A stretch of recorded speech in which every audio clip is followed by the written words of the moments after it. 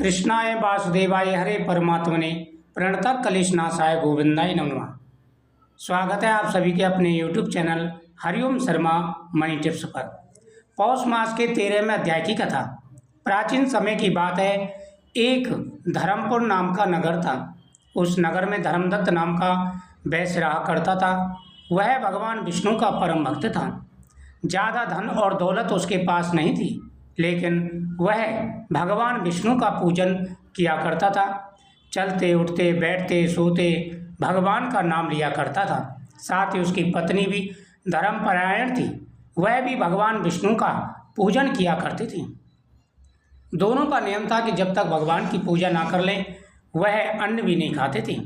ये उनका नियम था कि जब तक वो भगवान की पूजा ना कर लें कुछ भी नहीं खाते पीते थे।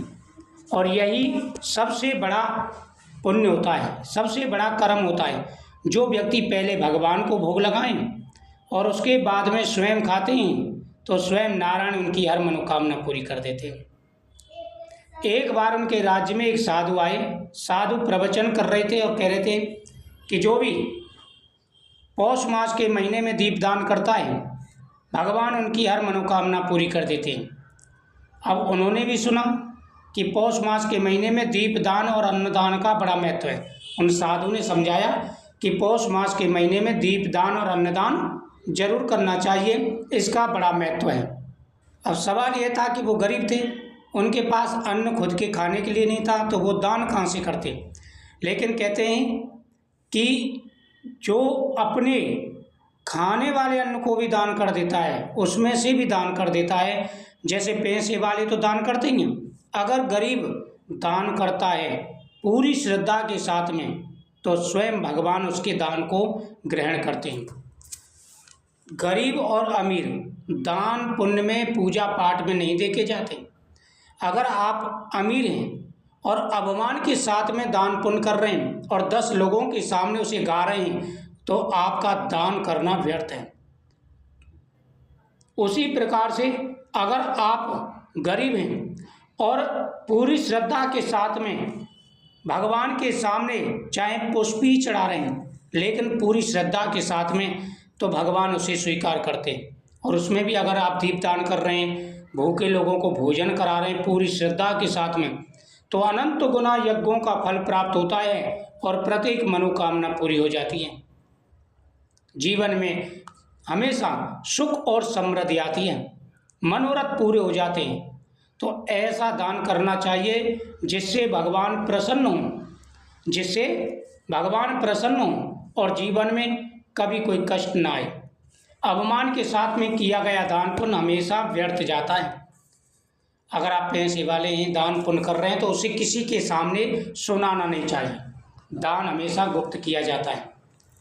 तो बहुत ही बड़ा उनको ज्ञान प्राप्त हुआ, तो उन पति पत्नी ने क्या किया कि अपने हाथ से दीपक बनाए, मिट्टी के दीपक बना करके तैयार किए और फिर उन्होंने दान करना प्रारंभ कर दिया। जो भी उनके पास था गरीबों के लिए उन्होंने दान करना प्रारंभ कर दिया। अब उन्होंने दीपदान तो किया ही किया, साथ ही जैसे दान कर रहे थे तो एक बार वह ब्राह्मण जो वैश्य था वह खाना खाने के लिए बैठा था। उसी समय एक भूखा ब्राह्मण उनके दरवाजे पर आ जाता है।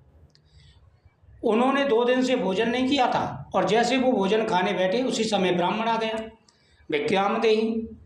अब दरवाजे पर आए हुए ब्राह्मण को वो भूखा कैसे भेजते, यही सबसे बड़ा दान है। उन्होंने अपना जो भोजन था वह बिना कुछ सोचे समझे और उनको दे दिया। ब्राह्मण ने वह अन्न स्वीकार किया और उसके बाद में उनको आशीर्वाद दिया। कुछ समय के बाद में धर्मदत्त की मृत्यु हो गई, आयु पूरी हो गई। अब यमदूत जैसे ही उन्हें लेने आए, यमदूत उनको लेकर के जा रहे थे, उसी समय वहाँ पर भगवान विष्णु के दूत आ गए। यमदूत उनको लेने आए तो उस समय भगवान विष्णु के दूत आ गए। भगवान विष्णु के दूतों ने कहा कि यमदूतों, आप इन्हें यमपुरी नहीं ले जा सकते क्योंकि इन्होंने पौष मास में अन्नदान और दीपदान किया है, इसलिए ये बैकुंठ के वासी हैं, ये सीधे यहाँ से बैकुंठ जाएंगे, यमपुरी नहीं। तो इतना बड़ा महत्व होता है। जीवन में हर प्रकार का सुख और वैभव प्राप्त होता है। हर प्रकार की मनोकामना पूरी होती है। अगर आप पूरी श्रद्धा लगन के साथ में दान पुण्य करते हैं, कथाओं का श्रवण करते हैं, बिना अपमान के दीप दान करते हैं, अन्न दान करते हैं, तो आपकी प्रत्येक मनोकामना पूरी होगी। बड़ा महत्व है, आप सभी को अन्नदान और दीपदान जरूर करना चाहिए। ओम नमो भगवते वासुदेवाय नमः।